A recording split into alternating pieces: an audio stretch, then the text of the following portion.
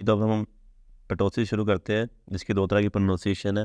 कुछ लोग टोसिस भी कहते हैं, कुछ लोग पटोसिस भी कहते हैं, और इसको हम ब्लेफरोपटोसिस भी सेकंड नेम से पुकारते हैं। कि नॉर्मल लिड इतनी अपनी पोजीशन में होता है, ठीक है। लेकिन इस कंडीशन में होता है कि जो अपर आई लिड है ना, मोस्टली डिसऑर्डर अपर आई लिड का है। एक टाइप में एक लोअर आई लिड थोड़ा देखने को मिलेगा, लेकिन डिसऑर्डर अपर आई लिड का है, क्योंकि लिवेटर फंक्शंस के साथ इसका वो रिलेशन है। जो लिवेटर मसल था जो मैंने पढ़ा था, जो ऑर्बिट के अंदर से निकल के आगे एपोन्यूरोसिस कर रहा था आई लिड के साथ।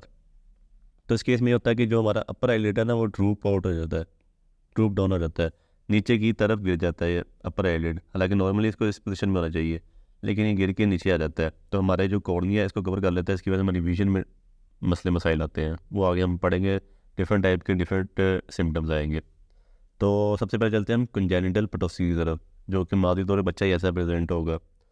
तो उसमें सबसे पहले ये चीज़ आ जाएगी कि ये जो हमारा मसल है, या उसका टेंडन है, या उसका नर्वस सिस्टम है, उसके मसले मसाइल होंगे। मसल भी कौन सा, लिवेटर मसल, जो मैं आपको बताया कि लिवेटर मसल अंदर से निकल के आगे एपोन्यूरोसिस कर रहा है आईलिड के स्ट्रक्चर के साथ।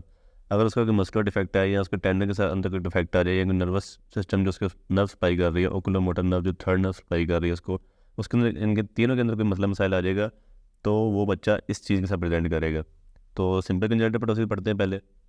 सिंपल कंजेनिटल पटोसिस में होता है कि यूनिलेटरल भी हो सकता है और बाइलेटरल भी हो सकता है, मतलब एक आंख का भी हो सकता है, दोनों आंखों का भी हो सकता है। और इसके अंदर ये देखा जाएगा कि जो हमारी आईलिड की ग्रीस होती है ना, वो एब्सेंट होती है। ये देखो, ये हमारी आईलिड की ग्रीस है, नॉर्मली हर पर्सन के अंदर होती है, लेकिन जो ये वाला आईलिड है इसके अंदर वो ग्रीस प्रेजेंट ही नहीं होगी, बिल्कुल प्लेन सा आईलिड नीचे की तरफ गिरा होगा, ठीक है।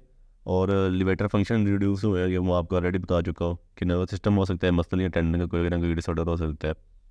तो इसके अंदर ना एक बहुत इंपॉर्टेंट लाइन लिखी हुई है, जो कि बच्चों को मुश्किल होती है समझने में, कि ptotic lid is higher than normal lid in down gaze due to poor relaxation of muscle. हम आप सोच रहे होंगे कि जो हमारा मसल एलिवेटर मसल जब वो रिलैक्स करता है, तो ही जो हमारा आईलिड है वो नीचे डाउन होता है। तो अगर वो रिलैक्स पोजीशन में है तो हमारा आईलिड ड्रॉप हो रहा है, तो यहाँ पर हम लिख रहे हैं कि पुअर रिलैक्सेशन भी है। सोचने वाली बात यह है कि इस लाइन का मतलब ये है कि वो कहते हैं कि रिलैक्सेशन भी मसल की नहीं ठीक, ना ही कॉन्ट्रैक्शन ठीक है। नॉर्मली जब वो मसल कॉन्ट्रैक्ट करता है तो वो आईलिड नॉर्मल पोजीशन पे होता है, लेकिन जब वो रिलैक्स ज़्यादा कर जाता है अपनी कॉन्ट्रैक्शन से, मतलब इतना कॉन्ट्रैक्ट होना चाहिए, लेकिन वो रिलैक्स हो कितना हो जाता है, तो उसका आई लिड ड्रूप हो जाता है। वो भी बताना ये चाह रहे हैं कि ना ही उसकी रिलैक्सेशन सही है, ना ही उसकी कॉन्ट्रैक्शन सही है। क्योंकि जब वो नीचे की तरफ बच्चा देखेगा ना, डाउन गेज करेगा, तो जब हम नीचे देखते हैं तो हमारे दोनों आईलिड नीचे की तरफ मूव कर जाते हैं, वो अपर आईलिड। लेकिन जब वो नीचे की तरफ मूव करेंगे तो जो नॉर्मल आईलिड है उसकी पोजीशन ये होगी, जो डिफेक्टिव आईलिड है उसकी पोजीशन ये होगी, मतलब वो भी थोड़ा हायर होगा दूसरे वाले से जब हम नीचे की तरफ देखेंगे तो, क्योंकि उसकी रिलैक्सेशन भी नहीं सही और कंट्रैक्शन भी नहीं सही मसल की। फिर हम चलते हैं मार्कस गंजा विंकिंग पटोसिस की तरफ। तो जो कि कंजेनिटल सिंकाइनेटिक पटोसिस है। सिंकाइनेटिक से आपको पता चल रहा होगा कि सिंशियम बन गया हुआ है। इसमें ये होता है कि जो हमारी थर्ड नर्व है, आपको पता है कि थर्ड नर्व सप्लाई कर रही है लिवेटर मसल को, और जो हमारी फिफ्थ क्रेनियल नर्व है, जो आपने पढ़ी थी ट्राइजेमिनल नर्व है, और फिर उसकी तीन ब्रांचेस बनती है। पहली ऑप्थेल्मिक ब्रांचेस होती है जो आई की तरफ जाती है, फिर मैंडिबुलर होती है, फिर मैक्सिलरी होती है, सॉरी मैक्सिलरी होती है, फिर मैंडिबल होती है। मैंडिबल सबसे नीचे वाली साइड पे आता है, मैक्सिलरी फिर आता है, और फिर ऑप्थेल्मिक आता है। जो इसकी मैक्सिलरी ब्रांच है ऑप्थेल्मिक क्रेनियल नर्व की, जो फिफ्थ क्रेनियल नर्व है, उसकी मिस डायरेक्शन हो जाती है थर्ड क्रेनियल नर्व की, क्योंकि इनका पाथवे ब्रेन के अंदर से बड़ा करीब करीब से गुजर आता है, तो वहाँ पे कहीं से गुजरते हैं ना, ये आपस में कम्बिनेशन बना लेती हैं, तो दो नर्व्स जहाँ पे इनका आपस में कम्बिनेशन बन जाता है, थर्ड आ गई, ये फिफ्थ आ गई। तो जब फिफ्थ ने कुछ मसल परफॉर्म करवाना है, मतलब आप मास्टिकेशन मसल है ये वाले, जो आखिरी मैंडिबल मसल, अगर हम मुंह खोल रहे हैं तो इस नर्व की वजह से खोल रहे हैं। जब हम मुंह खोलेंगे तो साथ ही आँख भी खुल जाएगी, मुंह बंद करेंगे तो आँख भी बंद हो जाएगी। मतलब ये जो मसल है ना, ये वाला नर्व है, ये क्रॉस हो गई है इसके साथ। हालांकि इसको सिर्फ अपना फंक्शन परफॉर्म करना चाहिए था, लेकिन वो जब क्रॉस करके दूसरे नर्व के अंदर एंटर हो जाती है, तो वो वाला मस्कुलर जो वो नर्व है उसका फंक्शन भी परफॉर्म हो जाता है।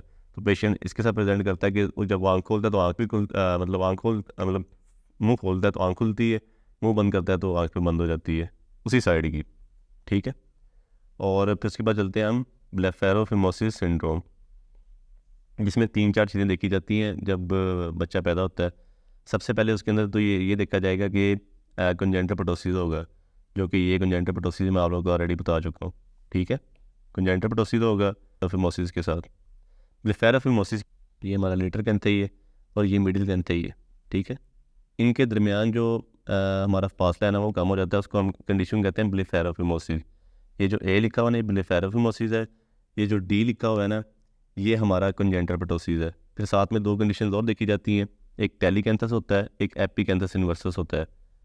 एपिकैंथस इन्वर्सस ये चीज़ है कि जो हमारा यहाँ पे नॉर्मली जब हम नॉर्मल आई है ना यहाँ पे कोई ऐसी लाइन नहीं पाई जाएगी हमारी, लेकिन इन बच्चों में ये लाइन पाई जाती है, तो उसको हम कहते हैं एपिकैंथस इन्वर्सस भी पाया जा रहा है। और साथ में जो दो मीडियल कैंथाई, ये वाला मीडियल कैंथाई हो गया, ये वाला मीडियल कैंथाई हो गया, इनके अंदर भी फ़र्क बहुत ज़्यादा होता है।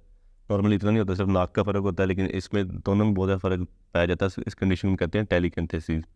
तो इसमें 4 तरह के पाए जाते हैं, तो उस कंडीशन उस कंजेनिटल पटोसिस को हम कहते हैं ब्लेफेरोफिमोसिस सिंड्रोम। फिर हम चलते हैं न्यूरोजेनिक पटोसिस की तरफ। अब न्यूरोजेनिक पटोसिस आगे हुआ था, न्यूरोजेनिक से बचा रहा हो कि जो हमारी नर्व है उसके अंदर कोई ना कोई मसला मसाइल आ रहा है, उसकी कोई लय ना आ रही है, जो थर्ड क्रेनियल नर्व है। तो उसके अंदर सबसे पहले आता है थर्ड नर्व पाल्सी आ जाती है। जो थर्ड नर्व है उसकी कोई पाल्सी होगी, पैरालिसिस होगा, तो उसके अंदर कंप्लीट पटोसिस हो जाएगा, क्योंकि लिवेटर मसल ही है जो उसको कंट्रोल कर रहा है, और उसके फंक्शन लॉस हो जाएंगे, कंप्लीट पटोसिस हो जाएगा। फिर रिस्ट्रिक्शन ऑफ जो हमारी ओकुलर मूवमेंट है, आप लोगों को मैंने पढ़ाया था ना कि जो हमारा आई बॉल है ना उसके मीडियल साइड पे भी मसल होते हैं, जिसको हम मीडियल रेक्टस कहते हैं। फिर लेटरल रेक्टस आता है, फिर सुपीरियर रेक्टस आता है, फिर इन्फीरियर रेक्टस आता है। जो सुपीरियर रेक्टस है, इन्फीरियर रेक्टस है और मीडियल रेक्टस है, इन तीनों को हमारी क्रेनियल नर्व एड सप्लाई कर रही होती है, इनर्वेशन, ठीक है, जो कि वेस्टिबुलर कोक्लियर नर्व है। और जो लेटरल नर्व है इसको हमारी कर रही होती है सिक्स नर्व, ठीक है, जो लेटरल रेक्टस है। अब इस केस में होता है कि जो अब ये 3 मसल है ना इसकी भी पैरालिसिस हो जाती है, मतलब इसकी पालसी हो जाती है या इस जगह पे, तो ऑकुलर मूवमेंट भी नहीं देखने को मिलती। हमारी जो आई बॉल को मूव कर रहे होते हैं ये 4 मसल मूव कर रहे होते हैं, लेकिन ये 3 मसल डिफेक्टिव हो जाते हैं, ऑकुलर मूवमेंट नहीं देखने को मिलती। लेकिन जब हम पेशेंट की आंख को देखते हैं तो लेटरली मूव की होती है। लेटरली क्यों मूव की होती है? क्योंकि जो 6th नर्व है ना वो फंक्शन परफॉर्म कर रही होती है, इस वजह से आई बॉल लेटरली मूव कर जाता है दूसरी तरफ। तो इस वजह से हम कहते हैं lateral deviation of eye ball. ये नर्व फंक्शन कर रही है लेकिन ये नर्व फंक्शन नहीं कर रही, तो फिर ये नर्व फंक्शन नहीं कर रही, एक जगह पे और प्रूव होता है, डायलेटेशन ऑफ प्यूपिल हो जाती है। आप लोगों को पता है कि एक डायलेटर प्यूपिलाई होता है, एक रिस्ट्रिक्टर प्यूपिलाई होता है। डायलेटर प्यूपिलाई होता है जो हमारी आंख को डायलेट करता है, बड़ा करता है, अंदर से बड़ा कर देता है, ठीक है। और जो स्फिंक्टर प्यूपिलाई होता है वो आंख को अंदर से छोटा कर देता है, ठीक है। जो स्फिंक्टर प्यूपिलाई है ना उसको हमारी 8th क्रेनियल सप्लाई कर रही, जो कि मीडियल सुपीरियर और इन्फीरियर को सप्लाई कर रही थी। तो यहाँ फंक्शन नहीं होगा तो पीपल डायलेट रहेगा, क्योंकि अब ये स्फिंक्टर तो कर ही नहीं रहा, वो छोटा कर ही नहीं रहा, डायलेटर तो फंक्शन कर ही रहा है, सिंपैथेटिक नर्वस सिस्टम तो काम कर ही रहा है, तो उसने डायलेट ही रखना है पीपल को। तो डायलेटेशन होगी, आईलिड लेटरली मूव किया होगा और कंप्लीट पटोसिस होगी। जब हम आईलिड को खुद मूव करके अंदर से हम आई बॉल देखेंगे तो ये कंडीशन देखने को मिलेगी, तो हम जान जाएंगे कि थर्ड नर्व पाल्सी है। फिर हम चलते हैं हॉर्नर सिंड्रोम की तरफ। हॉर्नर सिंड्रोम में बेसिकली सिंपैथेटिक नर्वस सिस्टम में डिफेक्ट आ रहा है। सिंपैथेटिक नर्वस सिस्टम हमने पढ़ा है ना जो सप्लाई कर रही है डायलेटर प्यूपिलाई को, इसके अंदर कोई मसला मसाइल आ रहे होते हैं, इस वजह से इसमें पार्शियल पटोसी देखने को मिलती है, कंप्लीट पटोसी देखने को नहीं मिलती, क्योंकि थर्ड नर्व पाल्सी तो है नहीं इसके अंदर। तो इप्सिलैटरल मियोसिस देखने को मिलती है, जिस साइड का मसला मसाइल आ रहा है ना उस साइड की मियोसिस देखने को मिलेगी, कि जो हमारा प्यूपिल है वो कॉन्टैक्ट किया होगा। ये मैं आपको ऑलरेडी बता चुका हूँ, प्यूपिल कॉन्टैक्ट किया होगा, यहाँ पे डायलेट किया हुआ था, यहाँ पे कॉन्टैक्ट किया हुआ है। यहाँ पे कॉन्टैक्ट क्यों किया हुआ है? क्योंकि क्रेनियल नर्व एड का फंक्शन बरकरार है। फिर हमारा जो लोअर आईलिड है उसकी एलिवेशन हो जाएगी। ये मैं आपको बताया था कि डिसऑर्डर तो अपर आईलिड का, कि जो अपर आईलिड है उसकी पटोसिस होगी तो हम उसको पटोसिस बरकरार कहते हैं कि हाँ ये पटोसिस किसी टाइप की है जो अपर आईलिड के नीचे की तरफ गिर जाए। लेकिन अब हम ये देखने के लोअर आईलिड भी ऊपर की तरफ मूव कर रहा है तो उसको हम कहते हैं इन्वर्स पटोसिस हो रही है। तो ये थोड़ी सी कंडीशन इसमें देखने को मिलती है हॉर्नर सिंड्रोम के अंदर। इसका बेसिकली कोई कॉजेज वगैरह नहीं बुक के अंदर लिखे हुए, लेकिन मैंने फिर भी आपको बता दिया इसका रिलेशन सिंपैथेटिक नर्वस सिस्टम के साथ है, कि उसकी शायद ज़्यादा ही कॉन्ट्रैक्शन हो जाती है, इसलिए कॉन्ट्रैक्टेड पीपल देखने को मिलता है। और फिर एनहाइड्रोसिस बताती है कि पेशेंट बिल्कुल थोड़ी सी स्वेटिंग होगी या होगी नहीं, इसके साथ प्रेजेंट करेगा, तो हम जान जाएंगे हॉर्नर सिंड्रोम है। फिर हम चलते हैं मायोजेनिक पटोसिस। मायोजेनिक पटोसिस बात चल रहा है कि मायोजेनिक मसल्स के रिलेटेड है। मसल या फिर ये मसल आ गया हमारा, ये मसल के ऊपर रिसेप्टर आ गया, ये रिसेप्टर आ गया, ये हमारा आ गया नर्व एंडिंग आ गई कोई भी।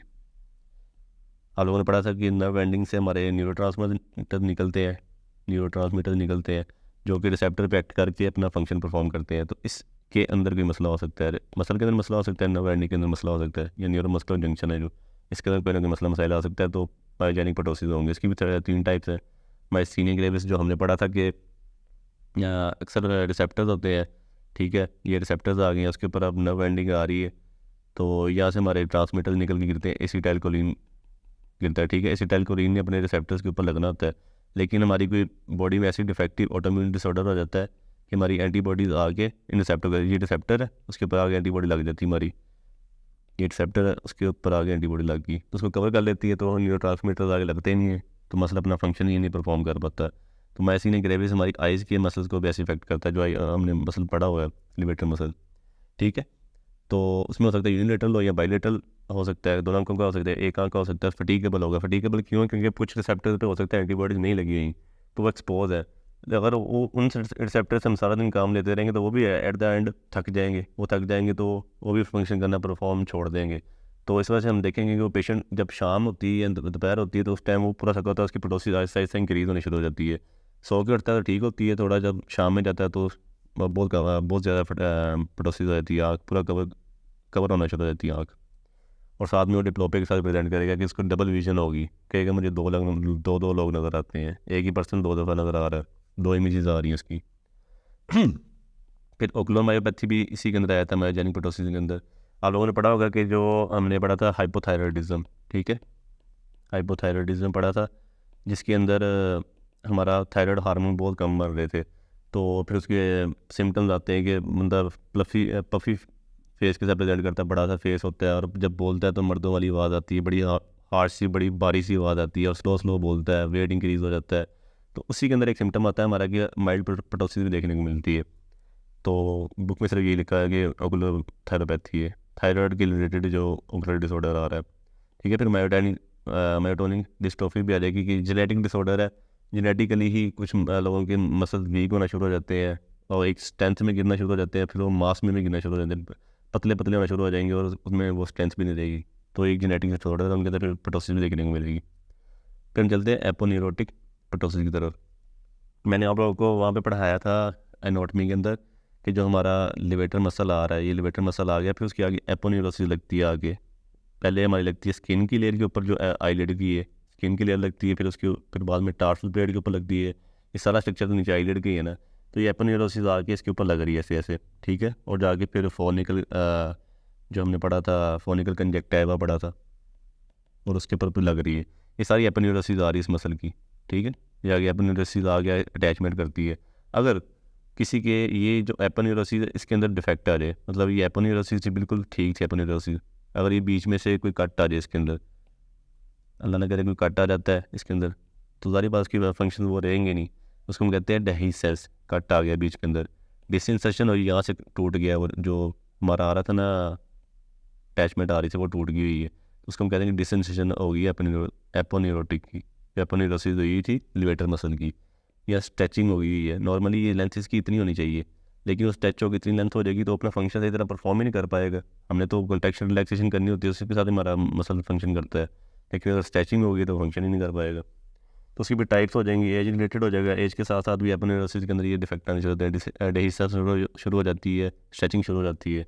फिर ट्रोमेटिक होगा तो डिसइंसेशन हो जाएगी, कोई ट्रॉमा होगा, कोई चीज़ लगी है तो वो टूट गया है जो हमारी यहाँ पे अटैचमेंट्स थी।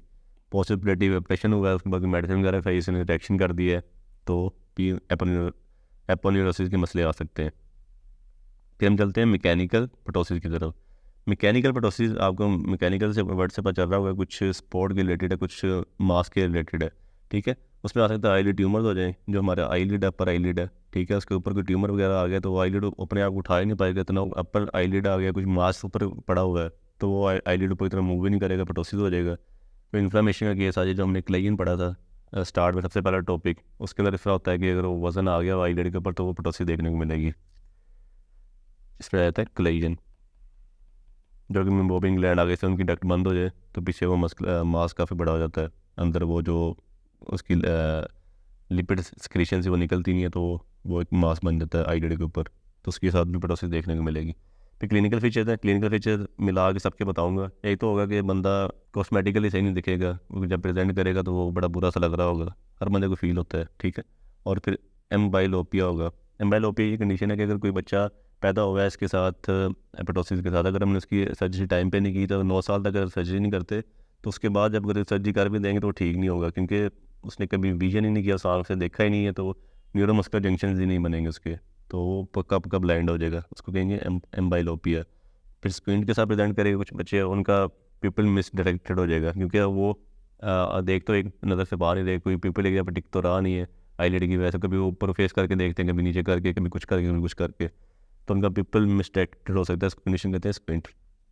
अब नॉर्मल हेड पोस्चर हो जाएगा, आपको पता है बच्चा वो है, उसका यहाँ पे आईलिड आ गया हुआ है, नीचे से उसका इतना सा कॉर्निया नज़र आ रहा है, ठीक है, ऊपर वाला कॉर्निया उसने कवर किया हुआ है, लेकिन बच्चा कोशिश करता है हमेशा हेड पोस्चर को ऊपर करके देखने की, क्योंकि डाउन गेज से मैं आप लोगों को बताया कि डाउन नीचे नीचे देखने वाली गेज उसकी बिल्कुल ठीक होगी, लेकिन जब वो ऊपर की तरफ देखता है तो आईलिड सामने आ जाता है, तो उस वजह से अपने हेड को पीछे की तरफ मूव करते हैं कि डाउन गेज ऊपर की तरफ ले आते हैं, तो उसकी वजह से इजीली उनको नज़र आ जाता है, तो एम नॉर्मल हेड पोस्चर हो जाता है, मतलब पीछे की तरफ मुड़ा होता है उनका हेड पोस्चर, जब भी देखो तो इस तरह गर्दन मुड़ी होती है उनकी, और इंगलिंग आ जाएगी सारी बात। जब वो अपने दिमाग पे जोर डाल के या पीछे की तरफ मुँह करके देखते हैं, तो जो उनका सामने फोर हेड है ना, उसके ऊपर रिंकल्स आ जाएंगे, तो रिंकलिंग देखने को मिलेगी।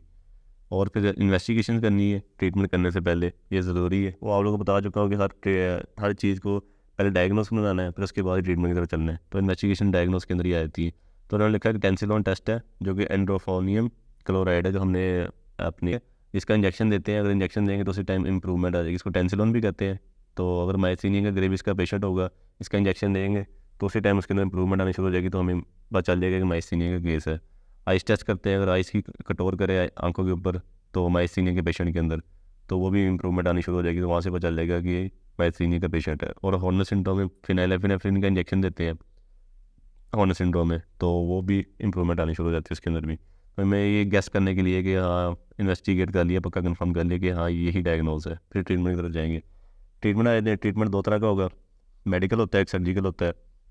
जो मायोजेनिक केस होंगे न्यूरोमस्कुलर के रिलेटेड, वो हम मेडिकली ट्रीट करेंगे, और न्यूरोजेनिक भी सारी बात है, नर्व्स की पॉलिसी है, तो हम मेडिकली ही ट्रीट करेंगे, मेडिसिन से ट्रीट करेंगे। बाकी सारे टाइप्स हैं वो सर्जिकल ट्रीट होंगी। सर्जिकल ट्रीटमेंट के अंदर भी हमने सबसे पहले पूरा स्ट्रक्चर बनाना होता है कि हाँ पेशेंट को पटोसिस है, पटोसिस किस टाइप का है, फिर उसके बाद हमें देखना होता है कितनी डिग्री है, लिवेटर फंक्शन है कि नहीं है, फिर बाकी थोड़ी बहुत छोटी मोटी इन्वेस्टिगेशन करके फिर हमने सर्जिकल प्रोसीजर की तरफ जाना है। सर्जिकल प्रोसीजर में 3-4 टाइप्स हैं, वो भी बताऊँगा आगे जाके आपको। तो सबसे पहले डिग्री देखनी है कि पटोसिस की डिग्री कितनी है, और कितनी हद तक आपके पिपल को कवर कर रहा है, जो पटोसिस ऊपर से आईलिड नीचे गिर रहा है वो पिपल को कितनी हद तक कवर कर रहा है। तो हमने सबसे पहले देखना है कि यूनिलेटरल, अगर कोई बच्चा प्रेजेंट किया एक आँख के साथ, दूसरी आँख ठीक है, एक आँख मतलब ख़राब हुई है, इसका पटोसिस हुआ हुआ है, तो फिर वर्टिकल इंटरपर्बल फिशन देखेंगे हम दोनों आँखों का।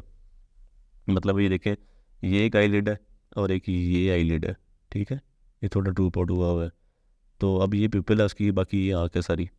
तो जो मीडियल कैंथस होगा, लेटरल कैंथस होगा ना, वहाँ का हमने वर्टिकल लेना है पल्पेबरल फिशर, और हॉरिजॉन्टल भी लेना है, ठीक है। और जो नॉर्मल आई होगी इसके अंदर ज़्यादा होगा, ठीक है, वर्टिकल भी हॉरिजॉन्टल भी पल्पेबरल फिशर लेना है। तो फिर वो जो हम लेंस लेते हैं, फिर उनको मैच करते हैं कि हाँ कितनी हद तक पटोसिस हुआ हुआ है, ये कितना आई बॉल नज़र आ रहा है हमें, जो अंदर से कॉर्निया कितना नज़र आ रहा है, कितना नहीं नज़र आ रहा है, कितनी हद तक पटोसिस हुई है। तो यूनिलेटर केसेस में हम डिग्री ऐसे मालूम करेंगे, बायोलेटर केसेस में मायना करना है हमने मैयर अमाउंट ऑफ कॉर्निया, ठीक है। उसमें हम कॉर्निया के अमाउंट नहीं मैयर कर रहे हैं, उसमें हम जो कैंथाई है, लेटर कैंथाई है, मिडिल कैंथाई है, जो मैं आपको बताया जहाँ पर दोनों आइज ज्वाइन हो रही होती हैं, ठीक है, उसके दरमियान लेंथ मालूम कर रहे हैं और हॉरिजॉन्टल लेंथ मालूम कर रहे हैं इसके अंदर, यूनिलेटरल के अंदर दोनों आँखों की, नॉर्मल की भी और जो डिफेक्टिव है उसकी भी। तो फिर उसकी बेस पे हम डायग्राम बना रहे हैं। जो बायलेटरल है उसके अंदर हम measure the amount of cornea, कि कॉर्निया कितना एक्सपोज हुआ होगा। तो पहले हमने देखना है कि हाँ अब ये आईलिड नीचे गिरा हुआ है और इसका कॉर्निया इतना नज़र आ रहा है, ठीक है, हमने कॉर्निया मालूम कर लेना है कि हाँ इतना कॉर्निया है।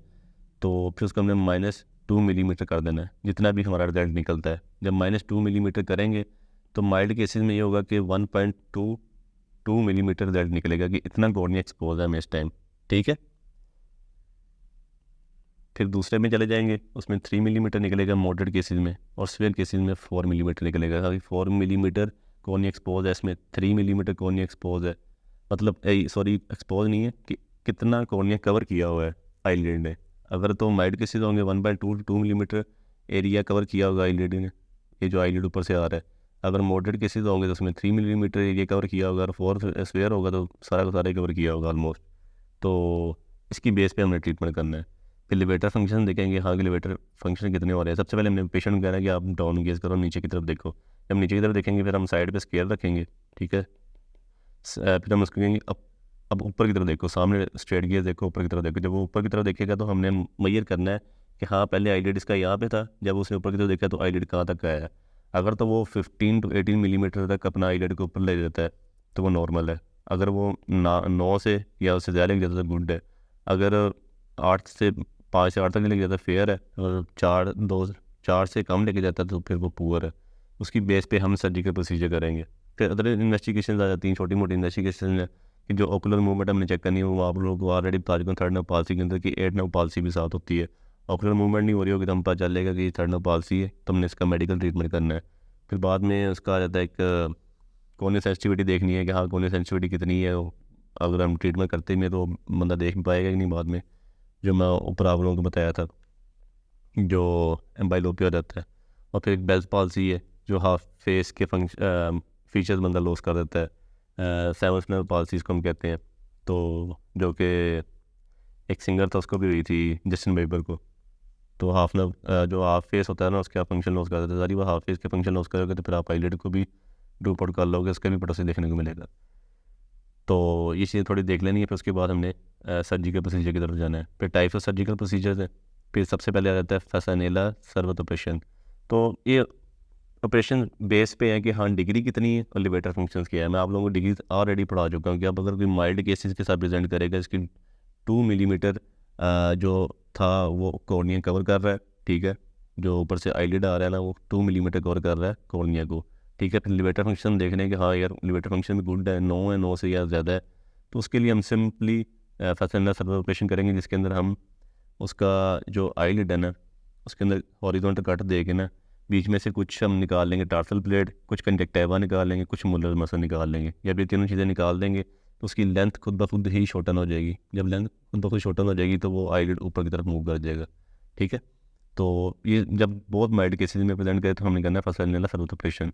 और अगर कोई लिवेटर सेक्शन के साथ भी एक सर्जिकल प्रोसीजर है। अगर कोई बंदा प्रेजेंट कर रहा है मॉडरेट पटोसिस के साथ, मतलब हाँ उसका यार अब ना ये उसका कॉर्निया है और उसके ऊपर इतना आईलिड कवर कर रहा है, अब ये मॉडरेट केस के साथ प्रेजेंट किया है, ठीक है। साथ में उसके लिवेटर फंक्शन देख रहे हैं वो भी फेयर है, लिवेटर फंक्शन भी इतनी गुड नहीं है, या फेयर मतलब 5 to 8 मिलीमीटर के साथ प्रेजेंट किया है लिवेटर फंक्शन में।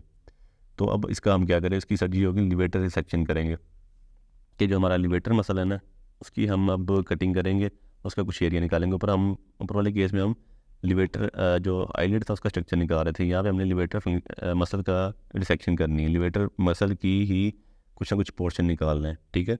तो ये उस बेस पे निकालेंगे कि ताकि जब अब लिवेटर फंक्शन बाद में फंक्शन परफॉर्म करे तो लिवेट जो आईलिड है वो अपनी लेंथ पे आए, नॉर्मल लेंथ जो नॉर्मल आई है उसकी लेंथ पे आए। तो उस हिसाब से हम उसकी डिसेक्शन करेंगे कितना बेस निकालना है, ठीक है।